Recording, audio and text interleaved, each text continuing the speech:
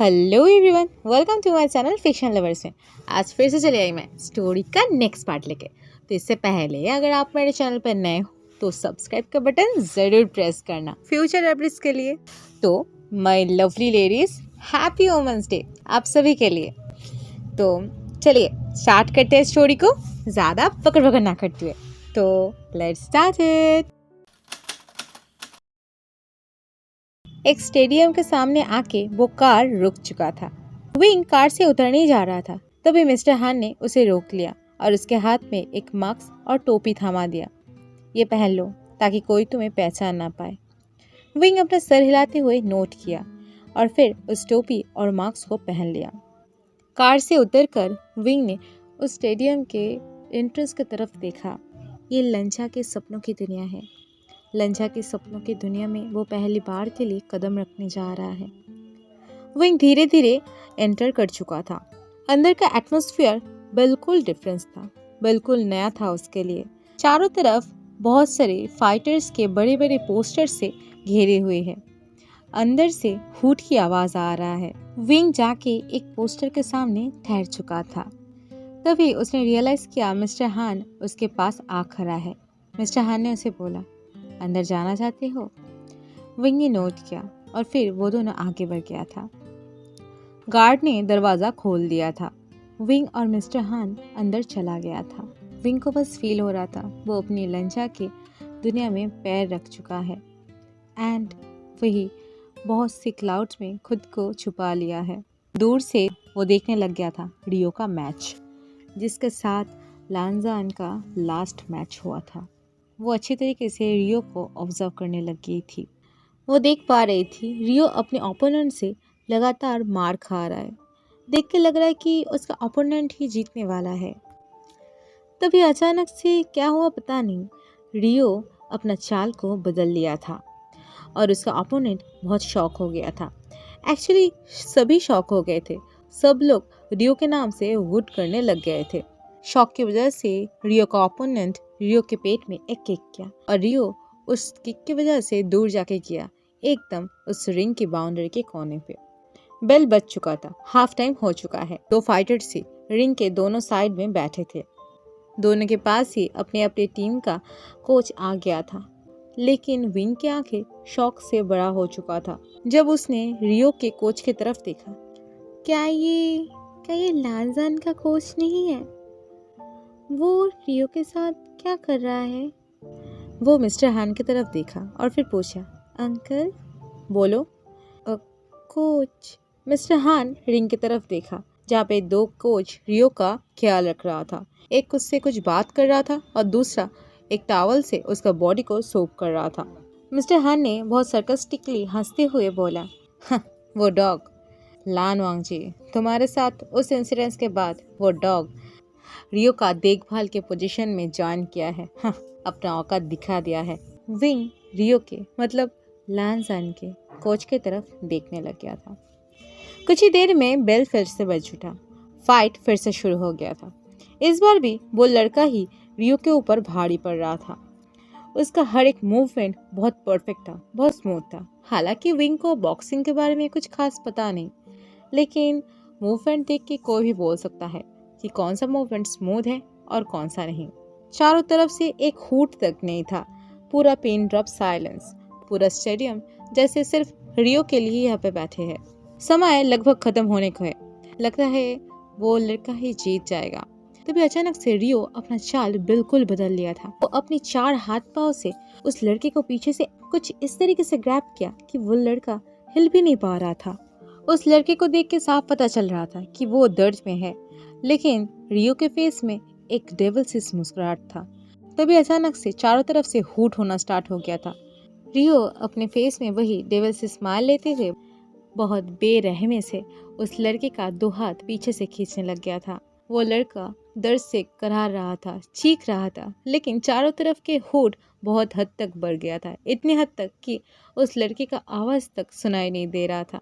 कुछ ही पल में रियो उस लड़के का दोनों हाथ ही पीछे से पूरी तरीके से घुमा दिया था और उसके पेट में एक हाथ लेके उसे उल्टा पछाड़ दिया था। वो लड़का फ्लोर पे बेहोश हो गया था। रेफरी उस लड़के के पास गया और उसके नाम से बुलाने लग गया था। 1 2 3। वो लड़का नहीं उठा एंड रियो जीत गया।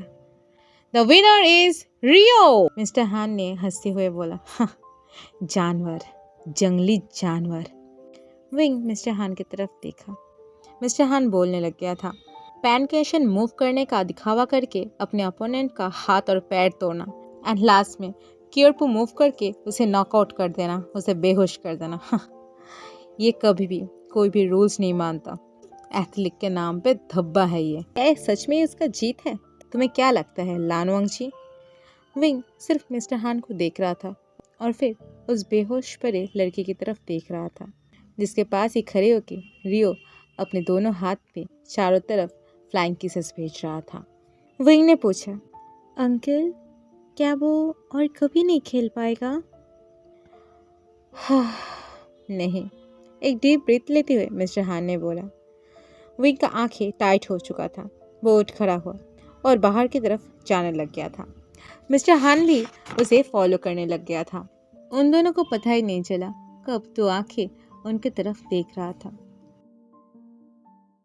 विंग ने मिस्टर हान की तरफ देखते हुए बोला, अंकल आप इन सारे मूव के बारे में अच्छे से जानते हैं, है ना?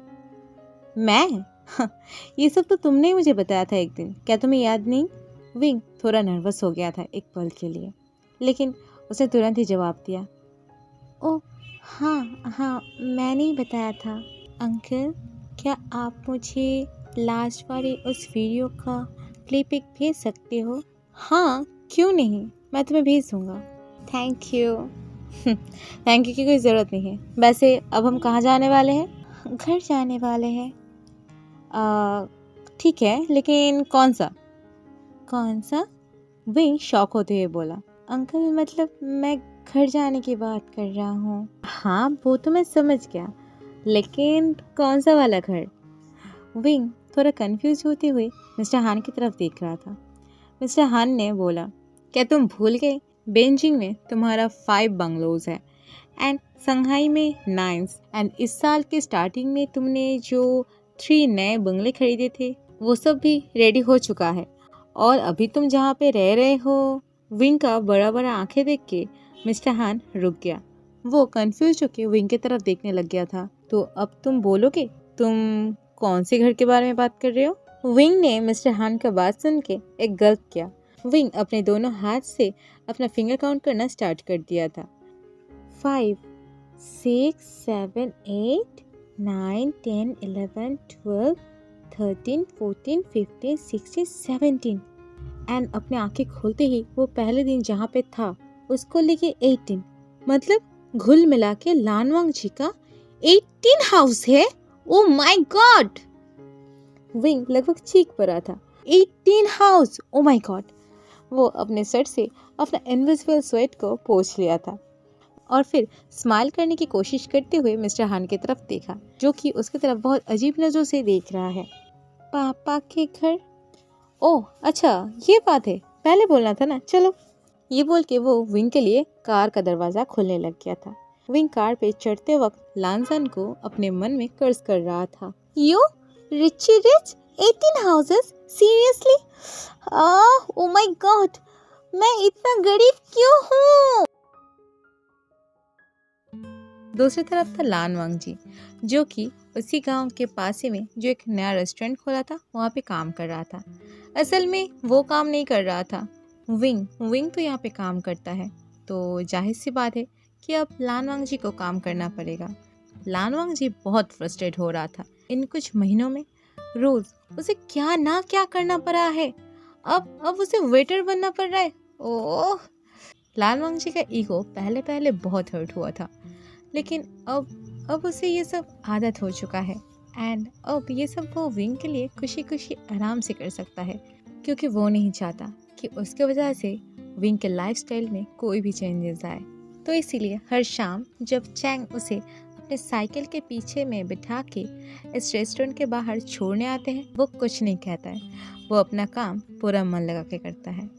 एक्चुअली अब उसे ये सब अच्छा लगने लग गया है। ये गांव का माहौल, यहाँ का लोग उसे बहुत पसंद आने लग गया है। विंग का लाइफस्टाइल उसके लाइफस्टाइल से कितना अलग है अब ये सब उसे काफ़ी अच्छा लगने लग गया है। जो भी हो, वो एंजॉय करता है अपना डेली रूटीन अब। सुबह उठना, शिजे के साथ हाथ बटाना, ब्रेकफास्ट करना, स्कूल जाना, वापस आना और फिर चैंग उसे यहाँ पे छोड़ने आता है। वो यहाँ पे पार्ट टाइम जॉब करता है फैमिली को हेल्प करने के लिए। एंड फिर चैंग उसे लेने आता है। रात में डिनर करते हैं एंड फिर सो जाते हैं। यही था विंग का ज़िंदगी। एंड अभी उसका। लानोंग जी अपने मन में सोच रहा था, ये रेस्टोरेंट कुछ ज़्यादा खास तो नहीं है, लेकिन यहाँ के डिशेस बहुत टेस्टी है। वो जब अपनी बॉडी में वापस चला जाएगा, वो डेफिनेटली यहाँ पे विज़िट करने आएगा। जो भी हो, लानोंग जी अपना काम निभा रहा था। वो सर्व कर रहा था। तभी उसको मिस साई ने बुलाया। मिस साई यहाँ का मैनेजर था। वेवुशियन, यस मैम, टेबल नंबर 3 में एक पिज़्ज़ा, ओके? Yes ma'am. वो किचन रूम में गया और फिर पिज़्ज़ा का ऑर्डर दे दिया था। तभी एक और वेटर ने उसे बुलाया। हे वेवुशियन, क्या मुझे हेल्प करोगे? लानवांग जी ने उसकी तरफ देखते हुए बोला, हाँ क्यों नहीं। लेकिन वो मन में बोल रहा था, क्यों? वो ओमेगा से बहुत चिड़चिड़ा फील करता है, सिवाय विंग के, यानली शिजे के और विन किंग से। और ये ओमेगा तो बहुत चिड़चिड़ा फील करवाता है उसे। जो भी हो, मन में बड़बड़ाते हुए वो उस ओमेगा के पास चला गया था। क्या तुम मुझे इसे उठाने में हेल्प करोगे? हाँ हाँ क्यों नहीं। ये बोल के लानोंग जी भरा हुआ उस पूरे बोल को उसके ट्रे में रख दिया था। लेकिन सडन इतने सारा वजन एक साथ आने पे वो ओमेगा संभल नहीं पाया और उसके हाथ से वो सूप से भरे हुए बोल गिर गया। चारों तरफ सूप फैल चुका था। क्या हुआ, क्या हुआ? वेवुशियन, क्या तुम एक काम भी ठीक से नहीं कर सकते? वो ओमेगा उसके ऊपर चिल्ला रहा था। ये देख के लानोंग जी को गुस्सा आ गया था। तुमने तो मुझे बोला है ना कि हेल्प करने के लिए। हाँ मैं बोला था, तो मैंने बस किया। तुमने तो मुझे बोला कि इस सूप को इसमें रखने के लिए। इडियट, इस गमले को नहीं बोला था मैंने, उसे एक बोल पे सर्व करना था तुम्हें। लानोंग जी चुप हो गया था। हाँ वो मिस्टेक है, ये पहली बार नहीं है। उसे बहुत बुरा लगता है जब वो विंग का नाम खराब करता है। साई आके बोली, वेवुशियन क्या हुआ है तुम्हें आजकल? तबीयत तो ठीक है ना?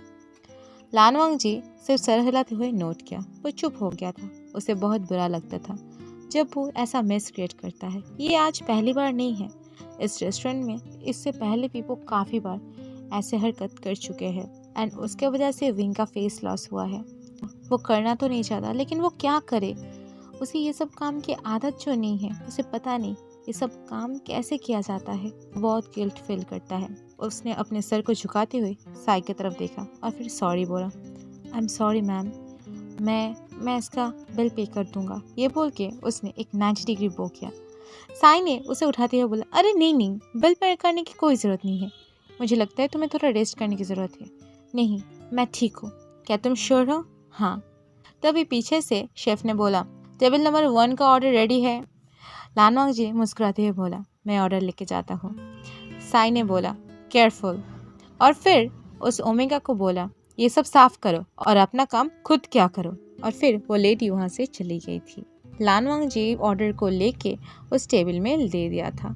लेकिन कुछ ही देर बाद वहाँ का कस्टमर चीखने लग गया था, क्या है ये, क्या है? अभी अभी मुझे चोट लग जाता तो क्या है? वेटर, वेटर कहाँ है? मैनेजर कहाँ पे? मैनेजर! लानवांग जी जल्द ही उस टेबल पे गया। सर कुछ प्रॉब्लम हुआ है? प्रॉब्लम? देखो क्या है। ये बोल के वो उसके प्लेट से एक टूथपिक दिखाते हुए बोला, ये देखो, अगर मैं बिना देखे उसे अपने मुंह पे दे देती, मुझे चोट लग जाती तो क्या हुआ? लेकिन सर मैंने अभी कुछ ही मिनट पहले इसे ले आया था, तब तो कुछ नहीं था। लानवांग जी ने बहुत जेंटली ये बात बोला था। लेकिन वो कस्टमर लानवांग जी के ऊपर भड़क गया। सीरियसली? तुम्हें क्या लगता है कि मैं झूठ बोल रहा हूँ? इतना हिम्मत तुम्हें? ये बोल के वो उसका कॉलर पकड़ लिया था। लानवांग जी गुस्से में तिलमिला उठा था। इस अल्फा का हिम्मत कैसे हुआ? उसका कॉलर पकड़ रहा है। लेकिन फिर भी वो खुद को काम करने की कोशिश करने लग गया था, क्योंकि उसे पता है अगर वो एक बार भी अपना मुंह खोलेगा तो वो भड़क जाएगा, वो खुद को कंट्रोल नहीं कर पाएगा। तभी वहाँ पे साई आ चुकी थी। क्या हुआ है सर, मुझे बताइए। तुम्हें बताओ? क्या बताओ तुम्हें? मैं तो बताऊंगा इस ओमेगा को। इस खाने पे टूथपिक था और ये बोल रहे कि झूठ बोल रहा हूँ मैं झूठा हूँ? आपका वेटर ये बोल रहे, आप क्या यही सर्विस है आप लोगों का? आपका वेटर क्या कस्टमर्स को झूठा बोलता है? लानवांग जी ने अपने दांत पीसते हुए बोला, लेकिन सर, मैंने खाना देते वक्त अच्छी तरीके से चेक किया था, उसमें कुछ नहीं था। इनफैक्ट सर, हमारे रेस्टोरेंट पे टूथपिक का इस्तेमाल ही नहीं होता है। साई ने लानवांग जी की तरफ देखते हुए बोला, तुम चुप रहो, अंदर जाओ। ये बोल के मामला को अपने हाथ में ले लिया था। सर प्लीज़ गुस्सा मत होइए, calm down sir, please calm down. I am really sorry, मैं आपसे माफ़ी मांगती हूँ सर। हम इस खाने का पैसा नहीं लेंगे, आपके लिए दूसरा बोला आ रहा है और उसका भी पैसा नहीं लेंगे। छोटा सा कॉम्पनसेशन है ये, प्लीज़ एक्सेप्ट कीजिए सर। कस्टमर खुश होते हुए बोला, सच में? हाँ सर, होप कि आप इंजर्ड नहीं हुई है। तभी लानवांग जी ने साई को बुलाया, मैम 1 मिनट, तुम अंदर जाओ। उसके बाद लानवांग जी अपना पैर पटकते हुए अंदर चला आया था।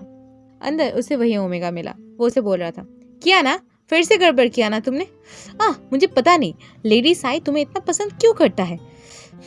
तुम हमेशा गड़बड़ करती हो, वो फिर भी तुम्हें काम से क्यों नहीं निकालते? लानवांग जी अपने मन में बोल रहा था, उफ, और एक सर दर्द। उसने फिर उस ओमेगा की तरफ देखते हुए बोला, तुम्हारा प्रॉब्लम क्या है? वो ओमेगा बोला, मेरा प्रॉब्लम? क्या तुम मुझसे लड़ना चाहते हो? तभी साई अंदर आया, वे विशियन, इधर आओ, मुझे तुमसे कुछ कहना है। एंड शेफ, टेबल 1 का ऑर्डर दोबारा बनाइए। हाँ मैम। ये बोल के शेफ फिर से खाना बनाना स्टार्ट कर दिया था। लेडी साई वांग जी की तरफ देखते हुए बोला, वे विशियन, क्या हुआ है तुम्हें आजकल? तुम इतना फ्रस्ट्रेट क्यों हो? कस्टमर को तुम ऐसे हैंडल करोगे? तुम तो ऐसे नहीं थे बेटा, क्या हुआ है? मुझे बोलो, क्या तुम्हारा मूड खराब है? नहीं मैम। तो क्या हुआ? तुम पिछले कुछ दिनों से गड़बड़ कर रहे हो। वो तो शुक्र मनाओ कि मैं समय जाके उसे रोक लिया था, वरना तो हमारे रेस्टोरेंट का बदनामी हो जाता है ना। तभी उस ओमेगा ने बोला, ओह लेडी साई, आपका स्कर्ट। लेडी साई ने अपना स्कर्ट को चेक किया। उसने देखा कि उसके स्कर्ट में एक कट है, जहाँ से उसका स्किन पूरा विजिबल है। लानवांग जी गुस्से में दांत पीसते हुए बोला, ये देख के लग रहा है कि कोई ब्लेड से काटा है। जरूर जरूर वही बदतमीज अल्फा ही होगा। उस ओमेगा ने बोला, क्या उसका शक्ल याद है? नहीं। क्या करूं मैं अभी? साई ने बोला, मुझे घर भी जाना है, अब क्या करूं मैं? इस हालत में मैं तो नहीं जा सकती। कुछ सोचते हुए लानवांग जी ने उसका हाथ पकड़ते हुए बोला, मेरे साथ आइए और अपना स्कर्ट मुझे दीजिए। क्या? हाँ, अपना स्कर्ट दीजिए, मैं इसे सिल देती हूँ, ये ठीक हो जाएगा। ठीक है। के बाद लानवांग जी स्टोर रूम में आ गया था और वहाँ से कोई सुई धागा जुगाड़ करके वो उसे सीने लग गया था। यानले शिजे ने पिछले हफ्ते ही उसे सिलना सिखाया है। वो पहले तो मना कर रहा था, वो ओमेगा थोड़ी ना है, तो ये सब सिलाई वगैरह क्यों सीखे। लेकिन वो क्या कर सकता था, वो तो ये नहीं कह सकता था ना, विंग के बॉडी में लानवांग जी है, तो उसे सीखना ही पड़ा था। वैसे भी ये उतना भी बुरा नहीं है, काफी मजेदार है। लानवांग जी का सिलाई लगभग हो गया था। साई ने उस स्कर्ट को लिया और फिर बोला, वाओ, ये काफी खूबसूरत है। लानवांग जी ने हंसते हुए बोला, कोई बात नहीं, वैसे आज मुझे बचाने के लिए थैंक्स मैम। सच बोलूं तो मुझे तुम्हें लेके चिंता होता है वैवश्यन। तुम अपने सेहत का बिल्कुल भी ख्याल नहीं रखते।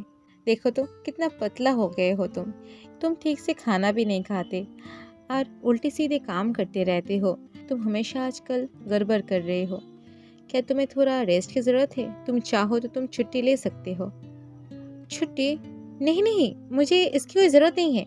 लानवांग जी ने जोरों से अपना सर को हिलाते हुए बोला, मुझे पता था कि तुम छुट्टी के लिए नहीं मानोगे। इससे पहले भी मैंने तुम्हें काफ़ी बार बोला था, तुम हमेशा ना ही कर देते हो। तुम हमेशा ओवर टाइम के लिए मुझे बोलते थे।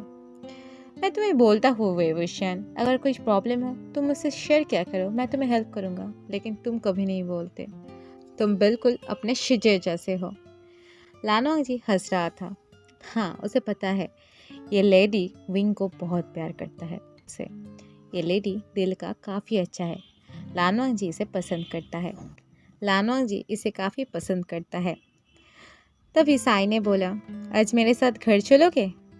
लानवांग जी ने हंसते हुए बोला, हाँ मैम, ज़रूर। रेस्टोरेंट बंद होने के बाद लानवांग जी और साई एक साथ बाहर आया। उसने देखा चैंग बाहर साइकिल लेके उसके लिए खड़ा है। उप्स वेवुशियन, मैं भूल गया कि तुम्हारा गगा तुम्हें लेने आता है। ये बोल के वो चैंग की तरफ देखा और चैंग का चिक्स पूरी तरीके से रेड हो चुका था। लानोंग जी चैंग के रेड हुए चिक्स की तरफ देख के बहुत अजीब फील कर रहा था। ये अल्फा भी किसी को देख के ब्लश कर सकता है क्या? जो भी हो, लानोंग जी ने फिर भी लेडी साई को इंसिस्ट किया, चलिए ना मैम, एक साथ ही चलते हैं। गग्गा आपको छोड़ देगा, है ना गग्गा? लानोंग जी के मुंह से इतना मीठी गगा बात सुन के ही जैसे चैंग का सर का अलार्म बजने लग गया था कि कोई मुसीबत आने वाला है, लेकिन वो साई के सामने कुछ नहीं कह सकता है ना। उसे मुस्कुराते हुए सिर्फ नोट ही किया, हाँ हाँ जरूर जरूर। फिर वो तीनों बात करते हुए घर की तरफ जाने लग गया था। वो लोग घर के पास आ गए थे। लानोंग जी ने चैंग और साई की तरफ देखते हुए बोला, गग्गा आप एक काम कीजिए, आप मैम को उनके घर तक छोड़ दीजिए, क्योंकि उनका घर अभी काफ़ी दूर है ना, और मैं यहाँ से अकेला चला जाऊँगा। लेडी साई ने अपने सर को शेक करते बोला, नहीं नहीं ऐसा कोई ज़रूरत नहीं है। लेकिन लानोंग जी ने इंसिस्ट किया, क्योंकि वो इस एनोइंग अल्फा को जितना देर हो सके अपने से दूर रखेगा उतना ही अच्छा है। नहीं नहीं, गगा आपको छोड़ देगा, है ना? ये बोल के वो चैंग की तरफ देख के एक विंक किया और चैंग का पूरा फेस टमाटो की तरह रेड हो गया था। यू ब्रैट, यू ब्रैट, वो कर्ज करने ही वाला था, लेकिन लेडी साई को देख के वो चुप हो गया। हाँ जरूर, क्यों नहीं, चलिए लेडी साई, बोल के वो साइकिल में बैठ गई थी और लेडी साई भी हिचकिचाती हुए चैंग के पीछे साइकिल में बैठ गई थी। वो दोनों ही बहुत एम्बैरेस थे, लेकिन फिर भी चैंग आगे बढ़ रहा था।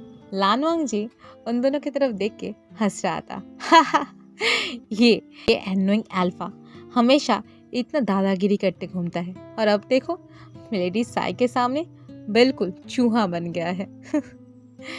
ये बोलते हुए वो घर की तरफ जाने लग गया था। तभी उसका नज़र उस चांद की तरफ पड़ा, और पता नहीं क्यों चांद को देखते ही उसे विंग का याद आने लग गया था। विंग, तुम क्या कर रहे हो अभी? मैं तुम्हें बहुत मिस कर रहा हूँ विंग। पता है आज क्या क्या हुआ? मुझे ना बहुत मन करता है मैं पूरी दिन काम करके तुम्हारे पास आऊँ और तुम्हारे पास बैठ के और अपना पूरा दिन की बात तुम्हें कहूँ। मेरा बहुत मन है विंग। विंग, क्या तुम्हें लगता है कभी हम आमने सामने हो भी पाएंगे? नहीं, शायद नहीं। अगर मौका मिले भी मैं कभी नहीं होऊंगा, मैं कभी नहीं जता पाऊंगा। पहले मैं चाहता था कि ये सपना जल्दी ख़त्म हो, मैं अपनी दुनिया में वापस चले जाऊँ, सब कुछ पहले जैसे हो जाए, लेकिन मैं ये नहीं चाहता विंग। अभी नहीं चाहता कि सब पहले जैसे हो जाए। एटलीस्ट मैं सुबह शाम तुम्हें देख तो पा रही हूँ ना, तुम्हें छू पा रही हूँ। ये जिस्म तो मेरा नहीं है विंग। मैं इस फेस को, इस हथेली को, इस बाल को मैं छू तो पा रही हूँ ना। ये आंखें, ये नाक, कुछ भी तो मेरा नहीं है विंग। हाँ, सिर्फ सोल है मेरा। या तो सब कुछ तुम्हारा ही है। मैं तो तुम्ही में जी रहा हूँ विंग। मैं सिर्फ तुम्ही में जी रहा हूँ। मुझे पता नहीं इस एहसास का क्या नाम है, लेकिन मुझे ये एहसास बहुत पसंद है। शायद ही कभी मैं अपनी पूरी ज़िंदगी में सोने के लिए इतना बेकरार रहता था जो कि आज रहती हूँ, वो भी तो सिर्फ तुम्हारे लिए, क्योंकि सोने के बाद मैं तुमसे मिल जो पाती हूँ, तुम्हारा फ्रेग्रेंस, तुम्हारा मौजूदगी बस मैं पाती हूँ। हालांकि मैं तुम्हें छू नहीं पाती, हालांकि मैं तुम्हें, क्या यही काफ़ी नहीं है विंग? मैं तुम्हें महसूस कर पाता हूँ। हाँ, ये काफ़ी है मेरे लिए विंग, ये काफ़ी है। मैं कैसे समझाऊँ विंग, मैं तुम्हें बहुत पसंद करता हूँ। मैं कैसे समझाऊँ? अब मैं नहीं चाहता कि सब कुछ ठीक हो जाए। मैं नहीं चाहता कि ये समय फिर से अपना खेल दिखाए और हम दोनों की अपनी अपनी दुनिया में वापस ले जाए। मैं नहीं चाहता। लानोंग जी को पता ही नहीं चला कब उसके आंखों में आंसू आ गया था और चांद की रोशनी में वो शाइन करने लग गया था।